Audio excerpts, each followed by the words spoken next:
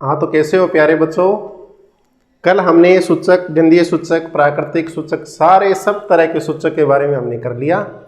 आज हम करेंगे अम्ल और क्षार धातु के साथ कैसे अभिक्रिया करते हैं, धातु कार्बोनेट के साथ कैसे अभिक्रिया करते हैं, धातु बाइकार्बोनेट के साथ कैसे अभिक्रिया करते हैं। ये सारी समीकरण जितनी भी है, रासायनिक अभिक्रियाएं जितनी भी हैं, सब की सब आपके माइंड में अभी बिठा दूंगा मैं, ठीक है। देखो इधर देखो बच्चों, सबसे पहले हम देखते हैं नंबर 1 रासायनिक अभिक्रियाएं देखते हैं। तो सबसे पहले हम देखते हैं धातु के साथ, या मैं ये लिख दूं अम्ल की धातु से अभिक्रिया, अम्ल की धातु से अभिक्रिया, ठीक है, धातु से अभिक्रिया।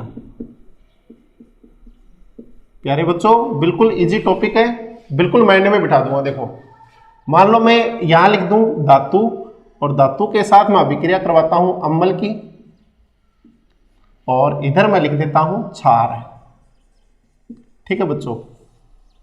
अब ये दोनों चाहे अम्ल हो चाहे क्षार हो, दोनों धातु से अभिक्रिया करते हैं तो लवण बनाते हैं और हाइड्रोजन गैस देते हैं। देखो इधर जैसे कोई अम्ल ले लो H2SO4, ये कोई अम्ल है, और एक धातु ले लो, जैसे आपने धातु ले ली जडन, जिंक, तो आप बताओ ये समीकरण क्या बनेगी, जडन SO4 प्लस H2। तो देखो बच्चों हाइड्रोजन गैस बनी है, हाइड्रोजन गैस, और क्या बना है, लवण, क्या बना है, लवण बना है। इसी तरह से क्षार के साथ अभिक्रिया करवाता हूं। ये देखो क्षार ले लिया मैंने, NaOH, ये क्षार है, और आपको पता है ये प्रबल क्षार है, इसकी pH 14 होती है ना, ये प्रबल क्षार है NaOH। अब इसके साथ भी, NaOH के साथ भी किसकी अभिक्रिया करवा दूं, वही आपका जिंक, जडन की अभिक्रिया करवा देता हूं। तो बच्चों मैंने क्या बोला, हाइड्रोजन गैस बनेगी, ठीक है। अब ये बताओ यहां से मैं हाइड्रोजन गैस निकालूं तो ये तो H ही है, H ही है ना, तो यहां से जब मैं H2 निकालूं, यहां पे हाइड्रोजन गैस निकालूं, तो यहां तो एक ही H है ना, तो इसको 2 करना पड़ेगा, समझे, यहां 2 लगाना पड़ेगा। मतलब आपको ये पता लगे कि 2 कैसे लगते हैं, 3 कैसे लगते हैं, ठीक है ना।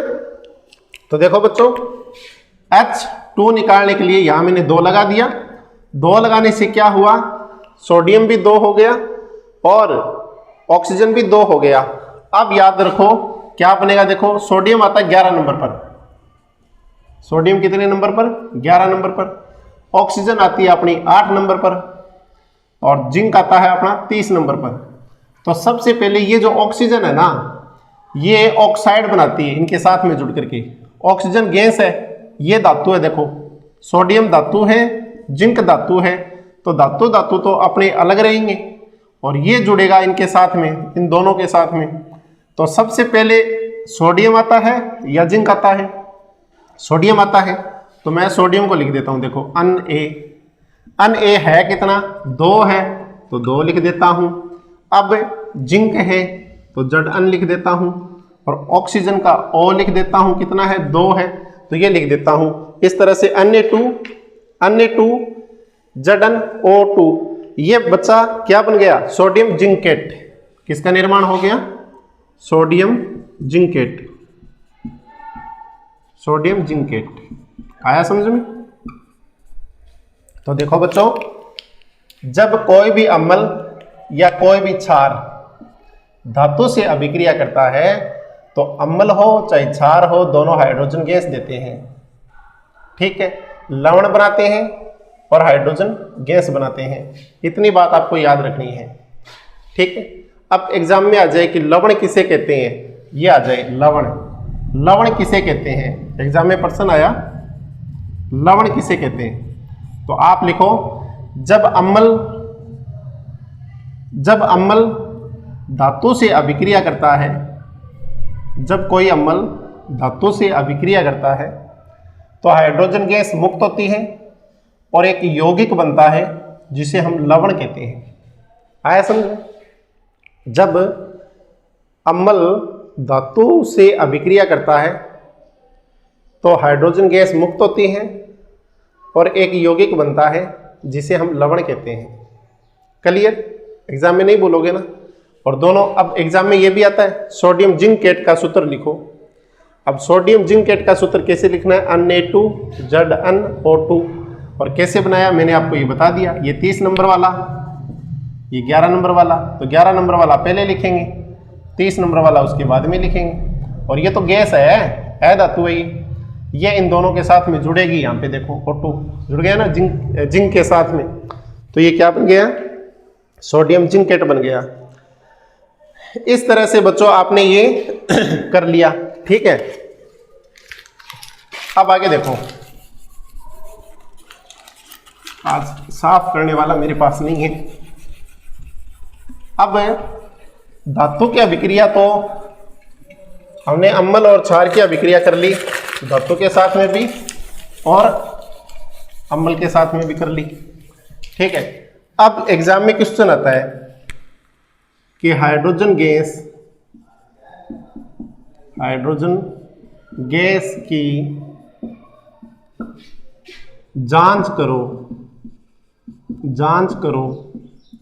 वह चित्र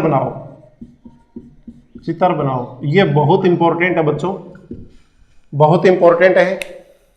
चित्र कैसा है? ये चित्र है, आप ध्यान से देखो इस चित्र को। इस चित्र में क्या हो रहा है प्यारे बच्चों? ये स्टैंड पर एक परख नली को हमने टाइट कर दिया ताकि ये हिले डुले नहीं, और इसके अंदर एक प्रवाह नली हमने डाल दी, और नीचे एक साबुन का विलयन डाल करके एक पत्थर रख दिया, ठीक है। इस तरह से हमने व्यवस्था बना दी चित्र के अकॉर्डिंग। अब हमने क्या किया बच्चों? इस परख नली में जिंक के टुकड़े डाल दिए और सल्फ्यूरिक अम्ल, कौन सा अम्ल? सल्फ्यूरिक अम्ल। जिंक के टुकड़े हैं और सल्फ्यूरिक अम्ल है, ये है। अब जैसे ही धातु, जिंक और तन्नु सल्फ्यूरिक अम्ल आपस में अभिक्रिया करेंगे तो हाइड्रोजन गैस निकलेगी। अब हाइड्रोजन गैस परख नली से प्रवाह नली में जाए, बाहर ना निकले, इसलिए कोरक का टुकड़ा लगा दिया ऊपर, ठीक है। ये आपको दिख रहा है कोरक का टुकड़ा। इससे ये गैस जो बनेगी, जो जाएगी, ये सिर्फ प्रवाह नली से ही होके जाएगी, और प्रवाह नली से ये गैस जाएगी साबुन के विलयन में, और साबुन के विलयन से आपको पता है कि साबुन के घोल में जब हवा जाएगी तो क्या बनेंगे? हाइड्रोजन से भरे हुए साबुन के बुलबुले बनेंगे। और इन साबुन के बुलबुलों के पास जब हम क्या लेकर जाएंगे? मोमबत्ती लेकर जाएंगे, तो मोमबत्ती फट फट की ध्वनि करेगी। क्या करेगी? फट फट की ध्वनि, ठीक है। तो फट फट की ध्वनि अगर कोई मोमबत्ती करे या कोई बर्नर करे तो इससे बिल्कुल साफ सिद्ध होता है कि ये गैस तो हाइड्रोजन है। यदि मोमबत्ती पास लेके गई और बुझ जाए, कोई आवाज ना करे, तो हम समझ जाएंगे ये तो CO2 है। अगर मोमबत्ती तेज जले तो हम समझेंगे कि ये तो ऑक्सीजन है, क्योंकि ऑक्सीजन आग लगाने में सहायक है, CO2 आग बुझाने में सहायक है, और हाइड्रोजन फट फट की ध्वनि देने में सहायक है। समझ गए? क्लियर? अब इसके बाद में देखो, धातु कार्बोनेट और धातु बाइकार्बोनेट के साथ अभिक्रिया, ठीक है बच्चों। बिल्कुल इजी तरीके से करवाता हूं आपको। देखो, तो अम्ल की अभिक्रिया धातु कार्बोनेट से,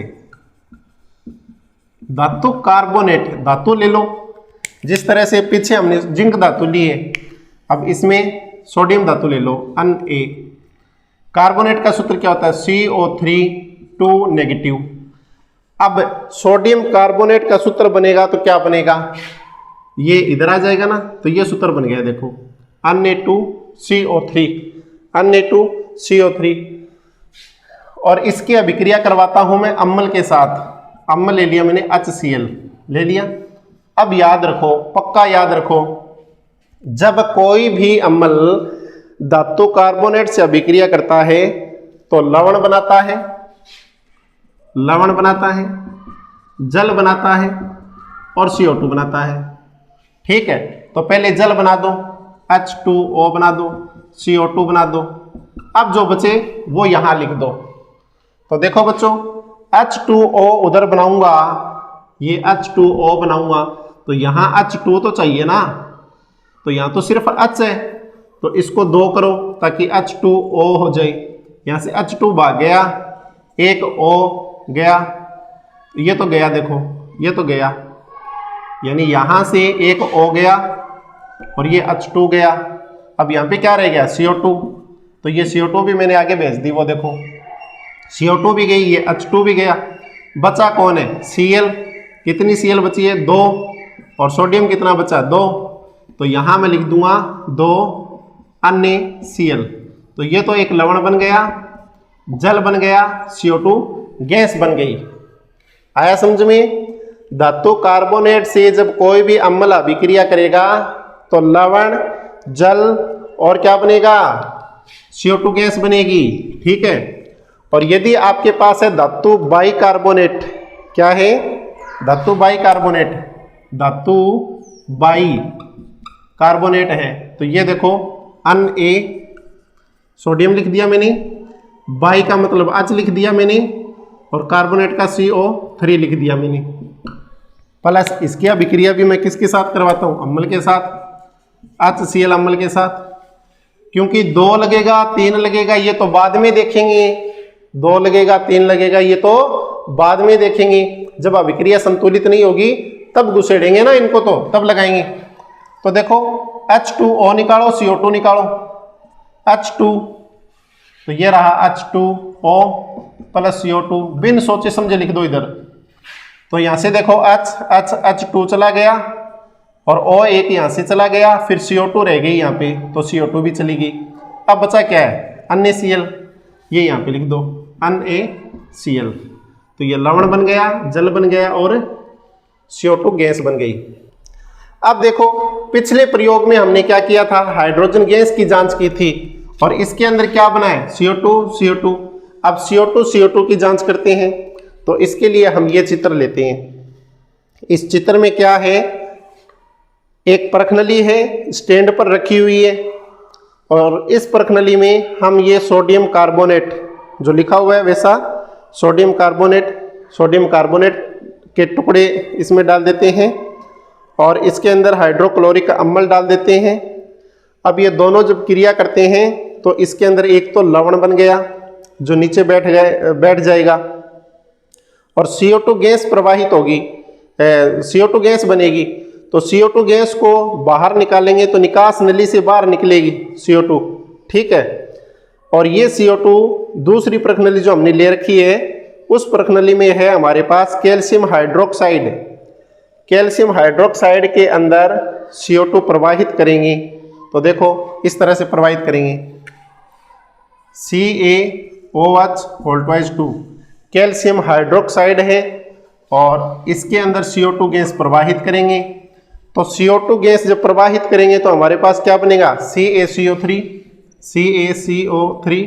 प्लस H2O, क्या बनेगा H2O बनेगा और क्या बनेगा CaCO3 बनेगा।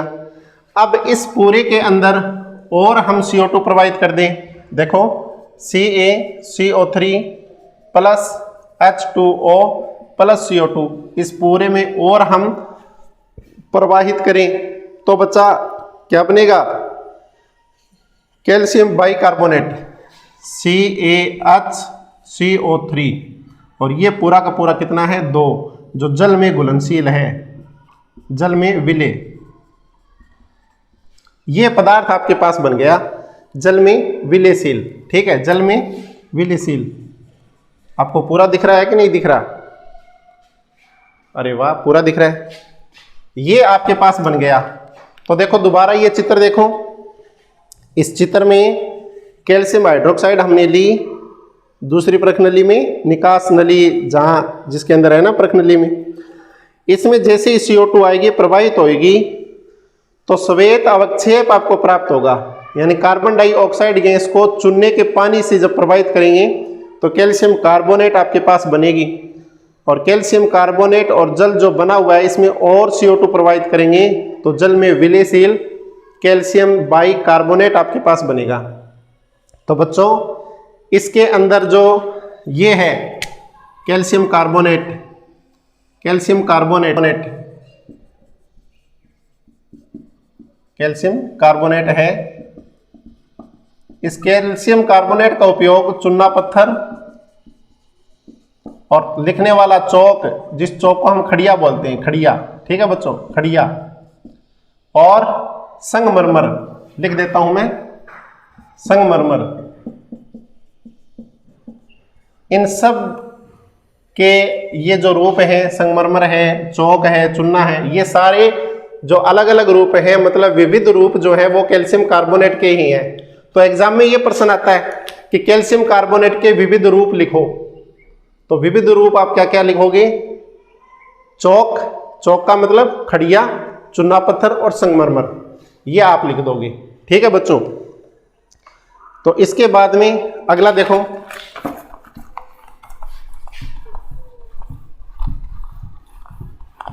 आपने अम्ल और क्षार की अभिक्रिया धातु से करवा ली और धातु कार्बोनेट से करवा ली और धातु बाइकार्बोनेट से करवा ली, बाइकार्बोनेट से, ठीक है बच्चों, ये काम आपने कर लिया। अब अम्ल और क्षार, इन दोनों को भिड़ाते हैं आपस में। जब कोई भी अम्ल है और क्षार है, जैसे क्षार है NaCl, अन्य OH, क्या है? अन्य OH, प्लस अम्ल है आपके पास HCl, ये दोनों जब आपस में लड़ेंगे, दोनों की आपस में क्रिया होगी, तो बार वाला बार वाले से यानी NaCl और H2O, लवण और जल बनेगा NaCl प्लस H2O। तो देखो बच्चों, जब कोई क्षार और अम्ल आपस में अभिक्रिया करते हैं तो अपने गुणों को खो देते हैं, अपने गुणों को खो देते हैं और लवण और जल बनाते हैं, यानी अपने गुणों को खो दिया मतलब खुद उदासीन हो जाएंगे। तो इस अभिक्रिया को उदासीनीकरण अभिक्रिया कहते हैं। एग्जाम की दृष्टि से बहुत ज्यादा इंपॉर्टेंट है, पक्का रट लो, कमजोर बच्चे तो खास तौर से पक्का याद कर लो इसको, उदासीनीकरण अभिक्रिया को, उदासीनीकरण अभिक्रिया, इसको पक्का याद कर लो कि क्षार और अम्ल जब आपस में अभिक्रिया करते हैं अपने गुणों को खो देते हैं। अम्ल नहीं रहता, क्षार नहीं रहता, लवण बनेगा और जल बनेगा। आगे बात समझ में, इस अभिक्रिया को क्या कहेंगे? उदासीनीकरण अभिक्रिया कहेंगे, पक्का याद कर लो। अब एक नॉर्मल सी बात याद रखो, धात्विक ऑक्साइड जो होते हैं, धात्विक ऑक्साइड, ये तो क्षारीय होते हैं, इनकी प्रकृति कैसी होती है? क्षारीय, पक्का याद रख लो। धात्विक ऑक्साइड की प्रकृति क्षारीय होती है और अधात्विक ऑक्साइड, एग्जाम में सीधा आएगा कि अधात्विक ऑक्साइड की प्रकृति बताओ, तो देखो यहां से ऐसे नाम शुरू हुआ है ना, अधात्विक, ऑक्साइड, ए और अम्लीय। तो बच्चों अधात्विक ऑक्साइड की प्रकृति अम्लीय होती है और धात्विक ऑक्साइड की प्रकृति क्षारीय होती है, यह एग्जाम में आता है। अगर आपको सिद्ध करके बताना है तो सिद्ध करके बता देता हूं। अधातु कौन है? कार्बन है, ऑक्साइड कार्बन डाइऑक्साइड बन गया, ठीक है। इसकी प्रकृति क्या होती है? अम्लीय होती है, ठीक है। और धात्विक ऑक्साइड जैसे Na2O है, सोडियम ऑक्साइड है, इसकी प्रकृति क्या होती है? क्षारीय होती है, ठीक है बच्चों। आ गया समझ में? बाकी करेंगे कल।